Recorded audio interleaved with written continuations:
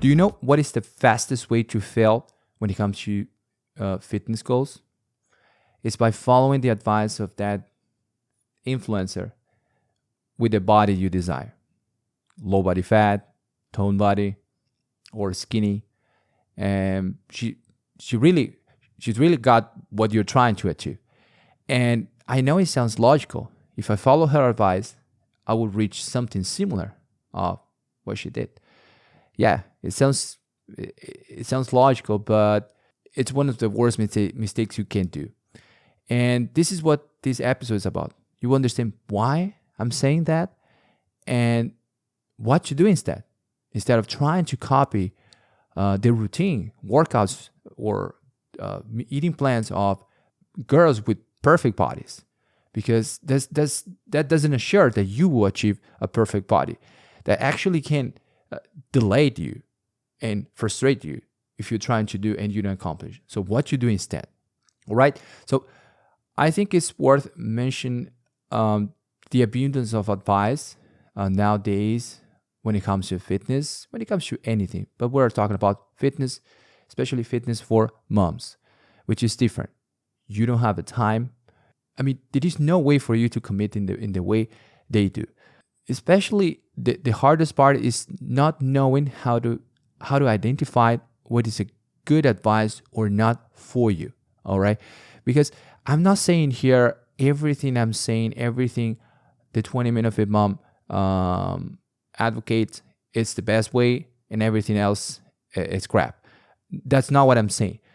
What I always say is that the approach that I am introducing for you is the most time efficient way for you, a person with no time, just like me. I work from home. I have my clients. I homeschool, I could say, my daughter.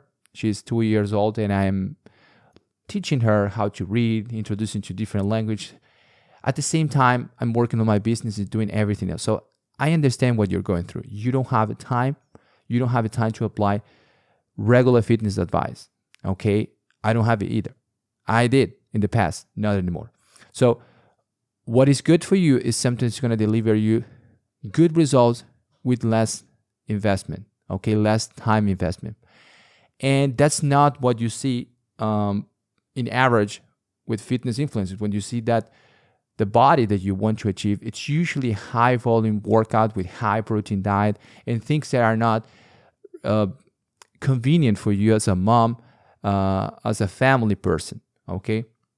So identifying the first topic that I want to approach, identify the best advice for you is probably the first obstacle that you'll face, because I know how to identify what is more time saving, what is less time saving, because I have the background. I'm a dietitian, I'm a strength coach, I'm a former bodybuilder. I've applied on myself and on clients different methods involving higher volume, less volume. So I know what to expect from each kind of approach. All of them will work if you commit to it. But what is going to deliver more results with less time? So you don't know how to do that.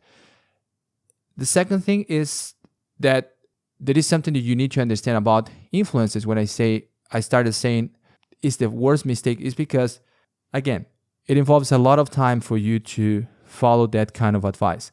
And influencers, they make us a living, okay? Taking care of their physiques, working out, preparing food, and everything else is part of their profession. Okay, that's what they do for a living.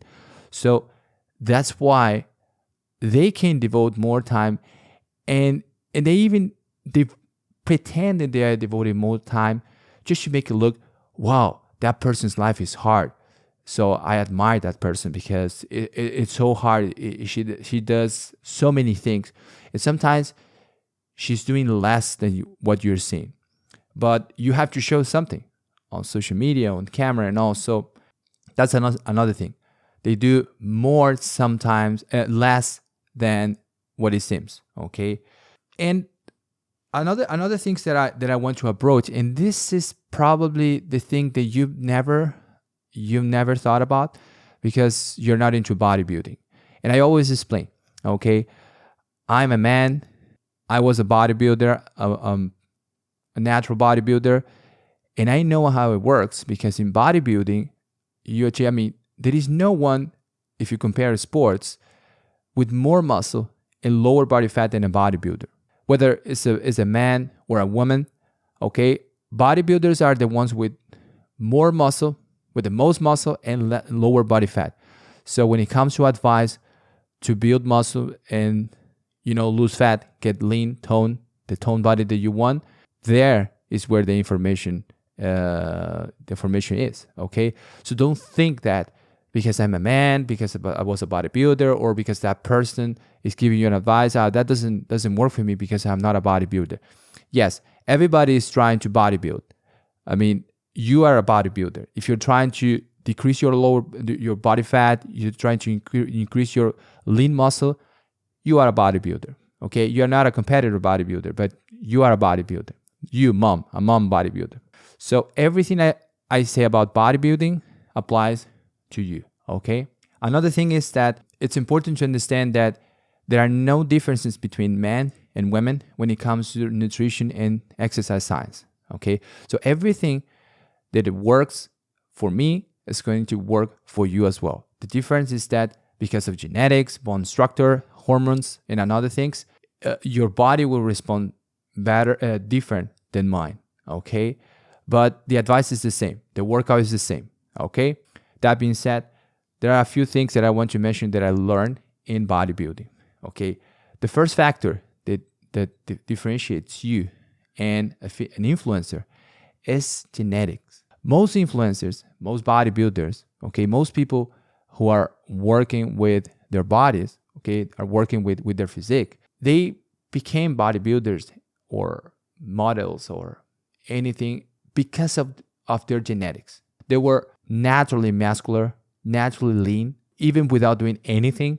So that made the person to decide to be a bodybuilder, to be an influencer, to be something, because you see, hey, my body responds better to this here. What if I put more effort and all? So that person, usually a fitness influencer, a bodybuilder, a person with an excellent physique, has always been in shape, even before exercising, even without anything, just genetically gifted. This is gifted. This is in bodybuilding. There are guys with a crazy potential for muscle building and strength. So they look great, even not doing an excellent workout and an excellent eating plan. Okay? And this happens with influencers as well. So that's the main reason why those women, they look much better than the average women, than the average moms, even if they don't do any exercise. Genetics. Okay? Also, in the case of men, is performance enhancing drugs. Okay? In bodybuilding, that's something undeniable. You can't say anything about it, not nowadays, maybe a few decades ago. But nowadays, everybody knows that in professional bodybuilding, athletes enhance their results with performance enhancing drugs. Okay? That doesn't mean they don't work as crazy, work out, eating plans, and everything else. The average population will not achieve those kind of results even if they take those performance enhancing drugs. Okay? But the point here is that is not only for men. Even female competitors, female influencers who follow a similar protocol, similar workouts, similar lifestyle than bodybuilders. The difference is that they're just not competing, but it's pretty much the same. I won't say like all of them. I won't say most of them. I would say there are tons of influencers that are using any sort of performance enhancing drug, okay, or performance enhancing supplement or something that boosts their results. So whatever they're doing right about exercise, about nutrition, will be boosted a lot because of those products. And lastly, I could say that in the case of women is aesthetic procedures to make things look better than they are in reality. Okay, some of them, I don't know the numbers.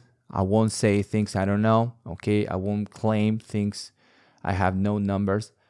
But a lot of people, women influencers use some kind of aesthetic procedures to look better, to fix this, to fix that, And this is now counting with technology, all right? With the technology to make them look different, even better than they do in real life. All this is to say, what are you talking about this?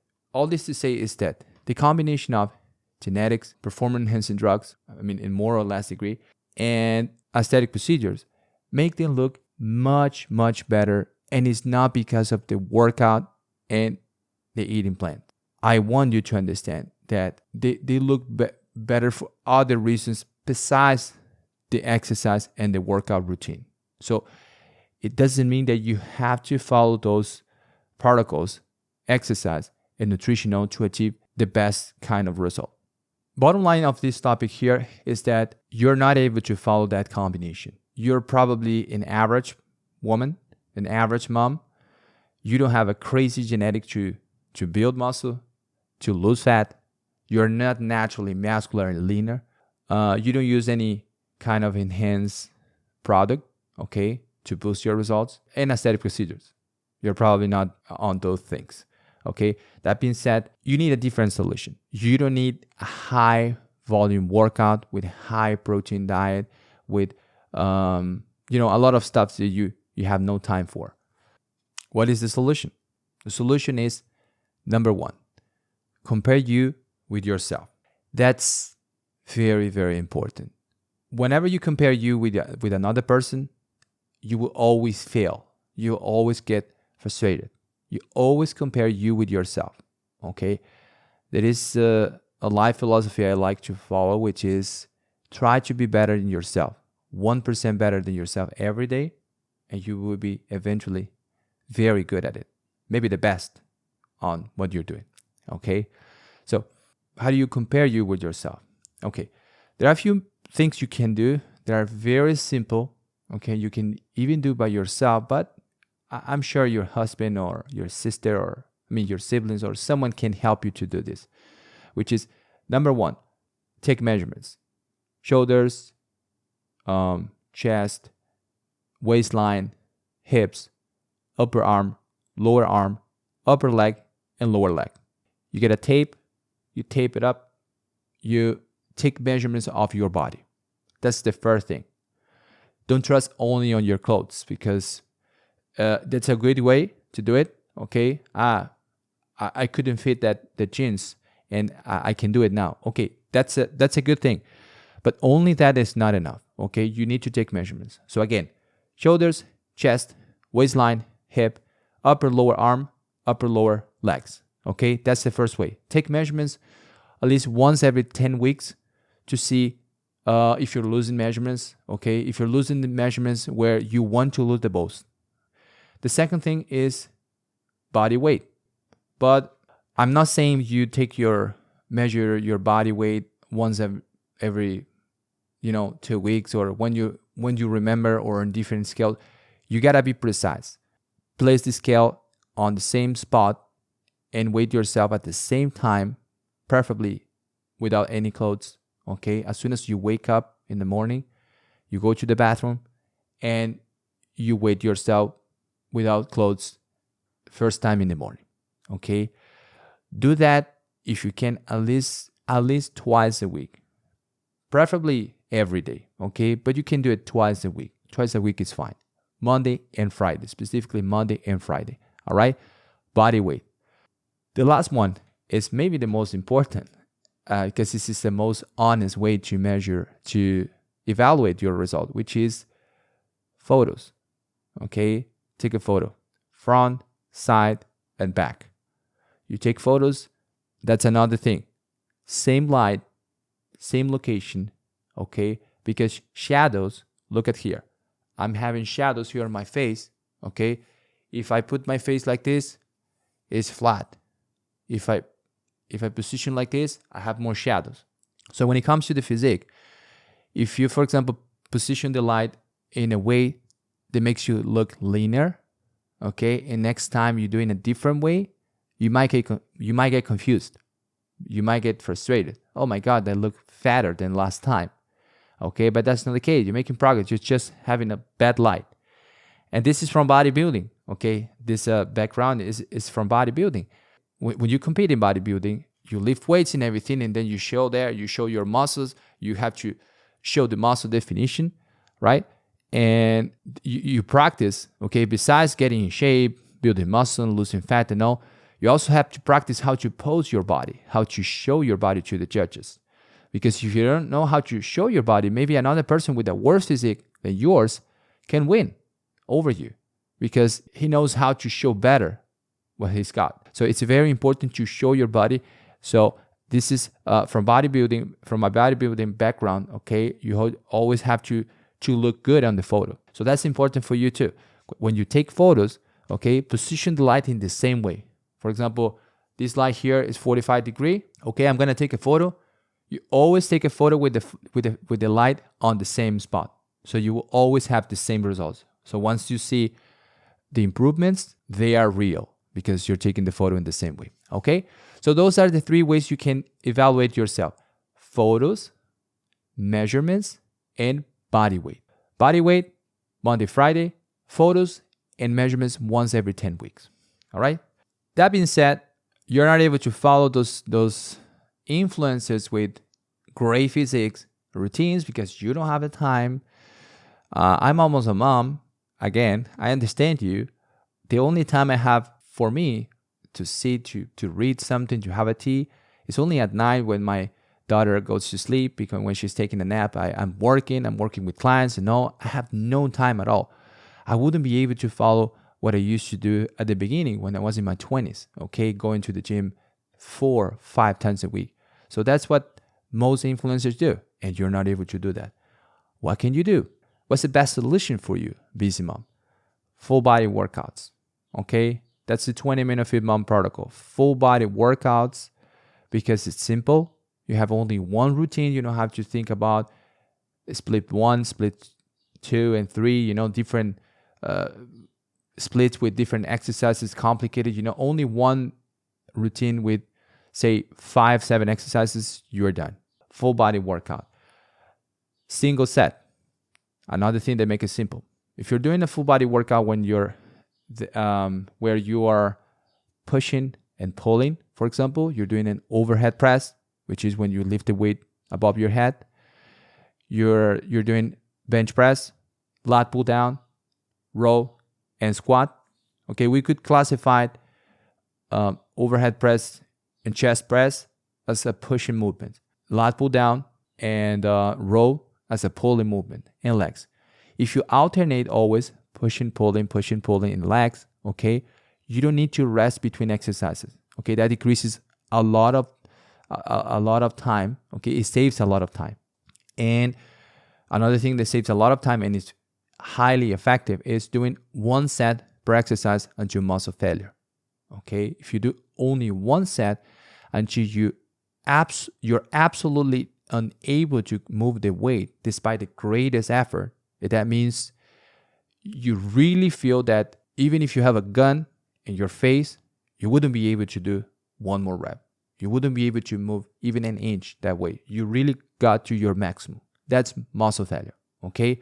If you do 1 set like that, a slow movement, 10 seconds up, 10 seconds down until you reach muscular failure, you don't need to do more than 1 set. So only by combining those principles, full body workout with push and pull movement alternating in a single set, decreases a regular workout, a regular influencer workout from 45 minutes an hour to 20 minutes. Okay, so that's my suggestion for you, to be able to get in shape following a different advice.